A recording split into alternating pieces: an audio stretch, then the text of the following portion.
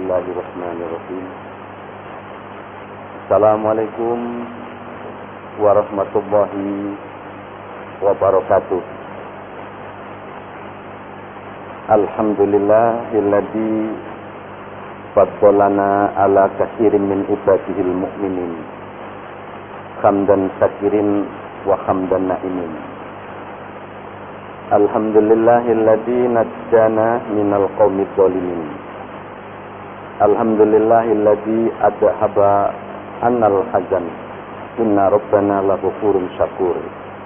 Allahumma shalli ala Muhammad wa ala alihi wa ashabihi ajma'in.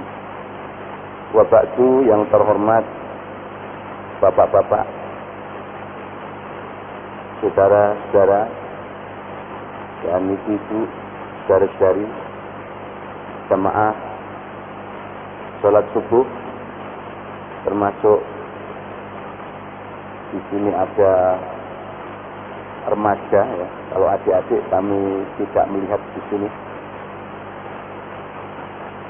Insya Allah kita ini dimuliakan, dihormati, dihargai oleh Allah Subhanahu Wa Taala, karena ditandai indikatornya kita masuk ke masjid dan kita melakukan sholat. Wa huwa mu'min. Insya Allah orang yang demikian adalah orang yang beriman. Kami sudah disampaikan tadi oleh MC yang selalu mengantarkan menjelang pengajian oleh Pak Husaini, yaitu tentang syaratnya diterimanya ibadah. Judul ini sangat sederhana, tetapi sebenarnya sangat dahsyat. Panjenengan kali kula ini berpayah-payah untuk melakukan sesuatu amalan. Itu yang harus kita tanya adalah apakah amalan kita yang sudah susah payah kita lakukan itu diterima oleh Allah. Sekecil apapun yang kita lakukan atau sebesar apapun yang kita lakukan, pertanyaan yang terakhir adalah apakah amalan yang sudah kita lakukan itu diterima oleh Allah Subhanahu Wa Taala. Sehingga itu menjadi satu akhir dari tujuan kita. Saya atau kami sampaikan pernyataan Imam Ghazali yang itu sudah pernyataan klasik. Kami yakin Bapak, saudara, Ibu semua sering mendengar pernyataan Imam Ghazali yang sangat sensitif mengenai masalah hati. Beliau adalah pakarnya. Ya. Beliau mengatakan annasu kulluhum halaku illal alimun wal alimuna halaku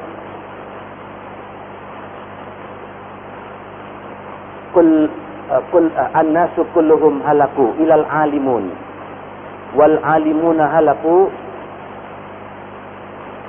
illal amilun wal amiluna halaku illal mukhlisun. Apa itu artinya? Bapak Ibu yang dimuliakan oleh Allah, semua manusia itu pada hakikatnya akan rusak. Semua manusia pada hakikatnya akan binasa. Tidak punya nilai dan arti sama sekali. Illal alimun, melainkan orang yang berilmu. Di sini saya baca di tulisan beliau, berilmu di sini adalah ilmu akhirat khususnya dan juga ilmu dunia. Jadi di sini di garis bawahi ilmu di sini itu pertama ilmu akhirat. Jadi Bapak Ibu ini akan rusak, tidak punya nilai sama sekali, akan hancur kecuali yang punya ilmu, khususnya ilmu agama. Di samping juga ilmu keduniaan. Dilanjutkan. Dan orang yang punya ilmu agama khususnya dan ilmu dunia akan rusak. Kecuali orang yang mengamalkannya. Diteruskan lagi Bapak Ibu oleh Imam Ghazali ini yang pakarnya mengenai hati. Dan orang yang mengamalkan ilmu itu juga rusak, tidak punya nilai sama sekali. Illal mukhlisun, kecuali mereka yang ikhlas. menuju ke titik nol, kata Arif Ginanjar. Dia juga yang sering memberi training mengenai hati atau SQ, yang insya Allah beliau termasuk punya aset untuk menggerakkan motivasi itu dari hati. Bapak Ibu, panjenengan rawuh bersama kami di sini, itu pertanyaannya untuk apa? Tentu kita persembahkan semua yang kita lakukan ini hanya untuk Allah. Baru diterima amal kita oleh Allah. Kami sampaikan ini waktunya sangat terbatas. Nanti di hari akhirat ini dikisahkan oleh Nabi Muhammad, artinya kredibel, dapat dipertanggungjawabkan. Nanti ada 3 orang, 3 manusia yang akan dimasukkan pertama kali, dijerumuskan ke dalam nerakanya Allah. Padahal orang-orang ini telah beramal, bersusah payah, 3 orang ini. Dan orang ini GR akan masuk surga. Padahal ujung-ujungnya akan diseret orang ini, kata Nabi, 3 orang ini ke dalam nerakanya Allah. Na'udzubillah, cuma na'udzubillah min dzalik. Jamaah, masih nyambung ya? Alhamdulillah. Di Pak Masyur saya biasanya ada intermezzo begitu untuk check and recheck. Yang hadir ini jam ngantuk atau jamnya nyambung. Kami yakin nyambung. Dan kalau ada di antara saudara-saudara kita yang sudah go atau sudah pulang, kita juga berpikir positif. Mungkin ada kader-kader yang memang harus diselesaikan. Jadi enak gitu. Dan yang masih cinta ini kita doakan ya panjang umur, yang sudah pulang juga panjang umur. Bapak, semua ibu panjang umur, saya juga panjang umur, nanti bapak ibu mati duluan baru saya, amin. Atau saya mati duluan baru bapak. Ini intermezzo, insya Allah nggak harus supaya kita segar. 3 orang ini akan dijerumuskan oleh Allah ke dalam neraka. Dan orang ini sebenarnya sudah GR akan masuk surga. Tapi ujung-ujungnya diseret ke dalam nerakanya Allah. Yang pertama, orang ini adalah orang yang mati syahid di dalam perang. Luar biasa Bapak Ibu. Kata Nabi. Sabdonya Nabi pasti benar. Orang ini matinya dalam keadaan berperang, dan orang ini yakin karena dia berperang di jalan Allah, matinya mati syahid. Dan itu juga kita punya cita-cita seperti itu, walaupun mungkin kita matinya di atas kasur, tapi kami yakin kita juga kalau ada perang, kalau kita diperangi, kita juga siap untuk bisa mati syahid kalau ada yang memerangi. Nah begitu pertanyaan kan, kalau ada yang menyerang. Dan itu cita-cita semua ya, hidup terhormat, mati terhormat, atau mati syahid. So seandainya kita bercita-cita mati syahid, tidak kelakon, mati di atas tempat tidur yang nyenyak pun bisa dikatakan mati syahid, karena sudah kita punya niat. Nah orang ini kemudian lapor sama Allah, ya Allah, dulu saya waktu di dunia, saya selalu berusaha untuk berjuang di jalan-Mu. Kebetulan kami, ya Allah, saat itu berperang dan kami mati dalam keadaan perang. Kemudian Allah mengatakan, kamu bohong. Kamu terlalu GR. Gede rumongso. Kamu tidak benar. Kamu mengatakan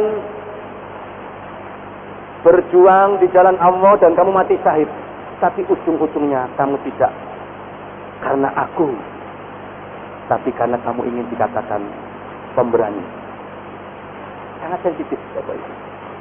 Sehingga kita kalau melihat seseorang itu terlalu sulit untuk melihat orang ini ikhlas atau tidak, karena rahasia Allah. Sangat sensitif sekali. Kami di mimbar begini, Bapak Ibu di sini juga tidak tahu ada apa ada udang di balik batu.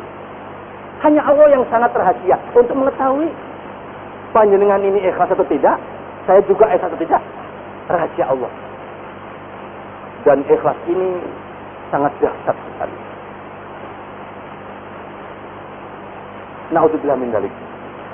Kemudian yang kedua, lapor sama Allah. Dan ini orang ini sudah GR masuk surga.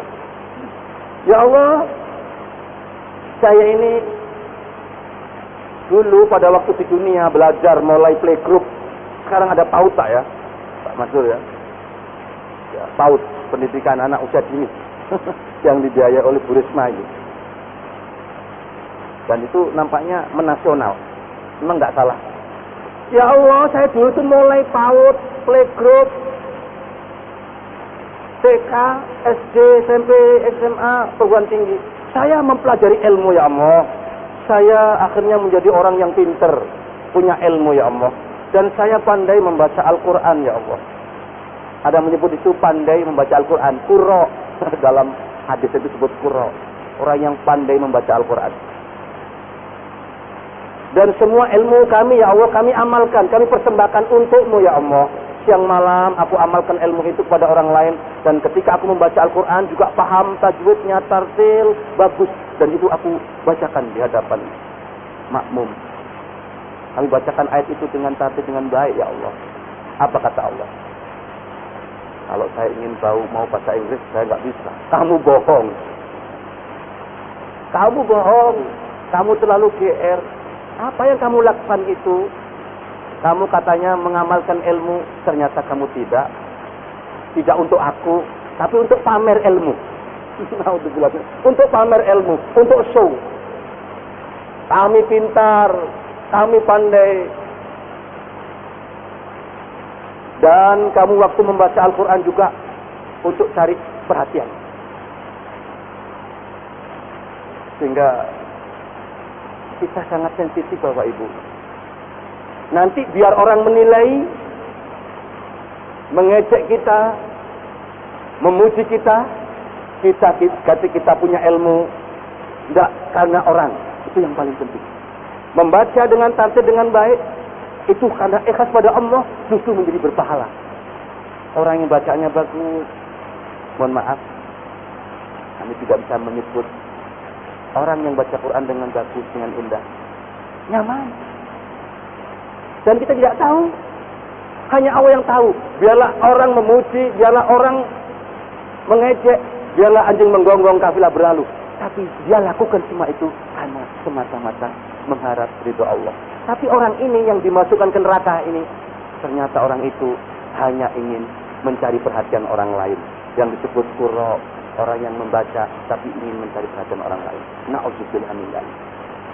Bukan berarti kemudian kita kata baca Quran seenaknya saya, tidak. Memang harus dibaca dengan bagus, dengan tartil. Dan itu semua mengharap ridhonya Allah. Kamu bohong.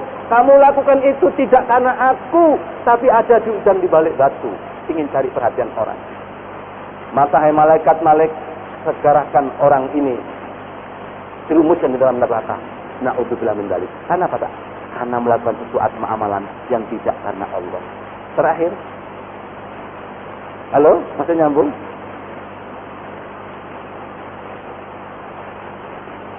Orang ini dipersiapkan oleh Allah juga ke dalam neraka.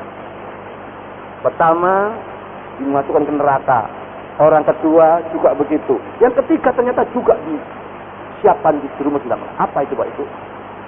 Ya Allah, dulu saya ini termasuk orang yang berharta. Duit saya banyak sekali. Dan setiap hari aku persembahkan semuanya itu untuk di jalanmu. Kami membiayai ustadz. Masjid-masjid kami biayai untuk transport ustadz. Sehingga membantu masjid untuk pendanaan transport ustadz. Ketika saya menyebut begini, saya ingat almarhum Bayi Arifin. Mudah-mudahan beliau dirahmati oleh Allah. Amin. Beliau yang mempromosikan bahwa ustadz-ustadz itu harus ada transport. Beliau yang mengatakan itu. Dan itu masuk sabilillah. Bapak Ibu. Sehingga ketika ada kelas-kelas ustadz, sudahlah itu nggak usah diurus. Memang kadang-kadang memang ada kelasnya begitu. Yang penting kan kita kan nggak tahu rahasia manusia masing-masing. Paham Mbak ya yang kami sampaikan? Jadi kita jangan terlalu ada yang pakai tarif macam-macam. Hanya Allah yang tahu. Memang ustadz itu nggak pakai biaya. Yang penting bapaknya menyerahkannya juga karena Allah, yang menerima juga karena Allah. Apa tidak setuju kalau ustadznya semakin sehat sehingga ceramahnya semakin lantang gitu, daripada membiayai Justin Bieber artis dari Amerika, ya itu ya, yang satu tiket 1,5 juta sampai harus nabung untuk membiayai orang yang namanya Justin Bieber, artis dari luar negeri, yang sampai histeris kalau melihatnya. Sementara kalau melihat ustadz, naudzubillah min dzalik. Mana harganya ustadz dengan harganya artis lebih mahal mana? Mohon maaf. Kita kalau membiayai, mohon maaf ini, guru matematika bisa 1 juta 1 bulan. Guru ngaji 20.000. Pulang gembos bane 4 lagi. Habis ditanya oleh istrinya, mana mas HR-nya ngaji? Entek deh, apa? Dinambal ban. Kasihan deh lo. Jadi jangan menilai biaya tarif ustadz, sudahlah. Yang penting kita kembali ke hati masing-masing. Halo jamaah. Oh jamaah. Saya hari-hari ini senang loh Pak Masud dengan Ustadz Maulana. Masih muda, usia 37 tahun. Gara-gara buat Ustadz Twitter, Ustadz YouTube. Terkenal beliau. Ada pepatah Arab, undur makol, wala tandur mangkol. Lihatlah apa yang disampaikan. Jangan melihat siapa yang menyampaikan. Maulana atau enggak usah diurus. Lihat apa yang disampaikan. Kalau benar, ayo diambil. Kalau telur, walaupun keluar dari pantat ayam, kalau telur, ayo digoreng. Kalau bukan telur, ya dibuang ke Kalimas. Atau kan di dekat Kalimas. Kalau telur, ayo diambil. Jangan melihat siapa yang menyampaikan. Golongan mana, partai mana. Setuju? Kalau langsung berdoa, setuju? Saya lihat ini kok semakin senang ini, agak mencurigakan. Ya Pak Mahfud ya. Ya Allah, Bapak Ibu yang dimuliakan oleh Allah. Justin Bieber lah ya, lebih mahal daripada harganya Ustadz sekarang ini. Nah, ini pikirannya, wah kalau gitu Ustadz harus mahal. Tidak harus. Kita lihat yang tadi dulu. Bani gembos papat Pak. Mulai gak dapat apa-apa. Ya. Kami teruskan Bapak Ibu. Yang ketiga ini, orang ini kaya raya Bapak Ibu. Setiap hari berderma menyumbangkan seluruh tenaga pikirannya dan hartanya untuk Allah. Katanya orang ini. Apa kata Allah? Kamu bohong. Malaikat Malik sudah keter-keter itu. Mau siap untuk menjerumuskan orang di dalam neraka. Jangan dulu malaikat Malik. Supaya orang ngomong dulu. Mana mungkin ya Allah kami bohong. Kami ini berjuang mengeluarkan harta untuk membiayai anak fakir miskin. Kami juga ngirim ke LAM, Lembaga Amal Mujahidin, untuk nyumbang berjuta-juta harta saya persembahan. Tidak, kamu itu tidak untuk aku, tapi kamu ada udang di balik batu. Kamu ingin dikatakan sebagai dermawan. Kamu dikatakan agar sebagai orang yang suka nyumbang. Maka malaikat Malik itu Bapak Ibu tidak pernah senyum. Kayak Betoro Polo, Pak. Kalau putih itu kayak mak lampir, ngeri. Naudzubillah. Hai malaikat Malik, ambillah orang ini, lempar ke dalam neraka. Karena apa? Dia beramal bukan untuk aku, tapi untuk pamer harta, bahwa dia orang yang suka memberi. Ditambah 10 menit masih siap? Atau sampai kita nunggu, kata Ustadz Hasun menyampaikan di ceramah yang sama, ada hadis bahwa Bapak Ibu kalau kepingin ibadah haji, gak usah harus ke Mekah Madinah. Habis sholat subuh, ada hadisnya beliau yang nyampaikan, Ustadz Hasun. Dan tidak pulang, kayak gini nih Pak, sampai nunggu nanti waktu sholat duha. Itu sama dengan haji dan umroh yang sempurna. Taman. Gimana? Mau kita haji di sini? Nanti saya sampai jam 9 ceramahnya. Yang kuat yang mana? Saya yang cepat ngelak, sampai yang enak. Bapak Ibu mau saya beri resep biar cepat, enggak cepat haus, enggak cepat lapar kalau puasa. Mau saya beri resep. Pak Majid juga mau ya. Sahurnya jam 10 pagi. Yang namanya orang itu puasa mesti lapar, mesti dahaga. Justru kalau orang itu tidak kelihatan lemas itu berarti nggak poso. Nauzubillah min dzalik. Bapak Ibu masih nyambung ya? Kami sampaikan kisah karena masih 10 menit. Kami baca di buku Tazkiyatun Nafs. Dan buku Tazkiyatun Nafs itu banyak Bapak Ibu. Tidak hanya satu buku. Di antaranya itu ada seorang warga Medina. Bapak Ibu semua ini saya sudah pernah ke Medina. Yang belum ngacung, mau Pak, kami doakan untuk segera ke Medina, ke Mekah. Ingin Bapak Ibu cepat bisa haji, nabung 1 hari 1 juta. Cepat gitu. Sekarang ada aturan Pak Mahfud, itu menteri kita, siapa itu Mas menteri kita? Oh saya ini anak buahnya kok malah lupa. Surya Dharma Ali itu memberi ketentuan yang usia 70 tidak pakai waiting list. Ada di sini yang 170 Pak. Pak Masjid sudah belum Pak? Dereng. Sudah 70. Usianya sudah berapa Pak? Oh sudah bonus itu. Menurut Nabi itu 60-70, berarti banyak diberi bonus 3 tahun. Kami teruskan Bapak Ibu. Dalam buku yang kami baca itu ada seorang warga Medina yang betul-betul dermawan. Dan orang ini sangat rahasia kalau beramal. Jadi orang kaya tapi ketika tangan kanan memberi, saya tahu. Kisah ini kisah nyata. Setiap malam ketika penduduk Medina itu tidur, Pak, dia memang sengaja menunggu warga Medina tidur dulu. Dia baru mengangkat sebuah mangkat makanan yang berat untuk dikirim ke rumah-rumah di depan pintu-pintu masing-masing untuk diberi sesuatu.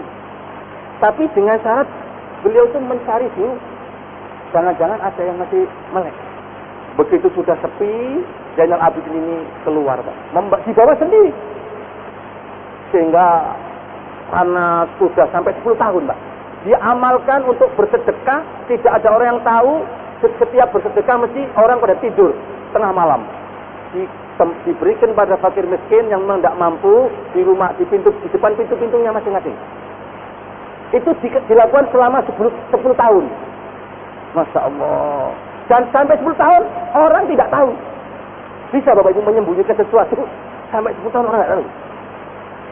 Terus sampaikan.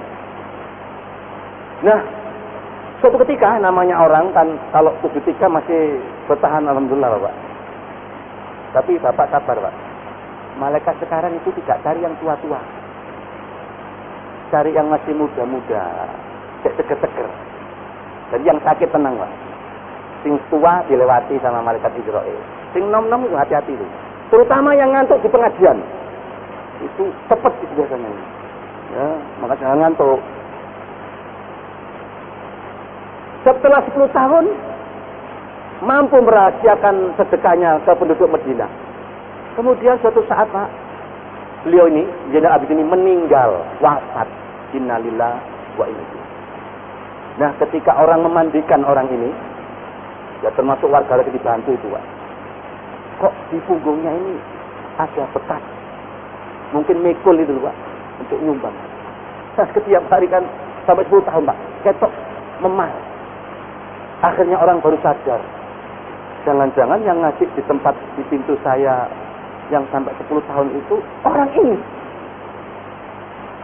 Meninggal orang ini. Sampai meninggal, dia tidak pernah cerita sama orang lain. Tapi Allah yang bercerita, ini loh orang yang kamu tiap hari makan ini ya dari orang ini. Tapi orang ini kan nggak tahu. Itulah Pak, keikhlasan yang sangat luar biasa. Orang kaya, tapi dia masuk surga. Karena apa Pak? Semuanya tidak mengharap ridhonya orang. Bukan berarti kalau kita amal nggak boleh dilihat oleh orang loh Pak. Ya Pak ya. Pak Rizal, mohon maaf misalnya panjangan nyumbang di sini 1 juta. Boleh diumumkan, nggak ngurus. Diumumkan, nggak diumum, nggak ngurus. Yang penting aku karena Allah. Dicatat di lam, Abdullah, yang nggak apa-apa. Ditulis namanya, yang nggak apa-apa. Yang penting kan apa, Bapak Ibu? Kembali ke hati masing-masing. Orang baca Quran dengan tartib dengan baik, kita terima, alhamdulillah. Mudah-mudahan dengan dibaca yang baik, orang semakin nyaman. Kan kerasan orang kalau baca Quran dengan baik. Soal yang baca itu ikhlas atau tidak, itu urusan dia sama Allah. Halo. Kan begitu. Nah, ada doa dari Nabi untuk menghindari biar kita kalau apa Pak? Ini dari KP3 juga ada. Ya. Sekarang ini Pak, polisi-polisi mohon maaf. Kalau kami Senin kedua itu di Polrestabes itu ada kuliah zuhur. Kami diminta tiap Senin kedua. Di hadapan polisi-polisi saya juga sangat bangga itu. Yang namanya Irjen Polisi Anton Bahrul Alam. Itu kan pimpinan Kapolda Jawa Timur dulu. Yang sekarang jadi Kepala Divisi Humas Polri. Itu selalu mengajak kita ini silaturahim melalui sholat jamaah, terutama subuh. Beliau itu sebelum jam 3 sudah datang di masjid-masjid. Tapi yang bawa sumbangan juga itu. Dan diajak, karena apa? Dengan kita silaturahim seperti ini, kita semakin baik. Polisi dekat dengan Allah, Allah akan dekat dengan polisi. Itu beliau nulis di Jawa Pos tanggal 3 Agustus yang lalu. Kan enak, pimpinan-pimpinan juga nggak mau kalah dengan anak buahnya. Memang harus begitu. Kami teruskan. Ini doa. Bapak Ibu, kalau ingin supaya kita kalau beramal itu tidak kena setan tadi Pak, godaan setan apa Pak? Tidak ikhlas, berdoa sama Allah. Ini dari Nabi. Allahumma inni a'udzubika an usrika bika wa ana a'lamu wa astaghfiruka lima la a'lamu. Itu sahih loh Pak. Dapat dipertanggungjawabkan. Allahumma inni a'udzubika an usrika bika wa ana a'lamu wa astaghfiruka lima la a'lamu. Apa itu artinya? Gusti Allah, lindungi aku ya Allah setiap beramal itu. Jangan sampai aku menyekutukan kepadamu yang aku ketahui. Lindungi aku ya Allah untuk berbuat syirik, untuk tidak ikhlas apa yang aku ketahui. Dan aku mohon ampun kepadamu ya Allah terhadap kesyirikan-kesyirikan yang aku ketahui. Kita kan kadang-kadang mesti ada pamrihnya Pak. Nah yang pamrih-pamrih itu kita mohon dihindari. Jangan sampai kita pamrih. Pamrihnya hanya kepada Allah SWT.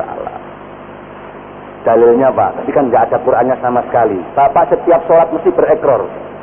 Atau tidak setiap sholat ya, mungkin ya setiap hari lah.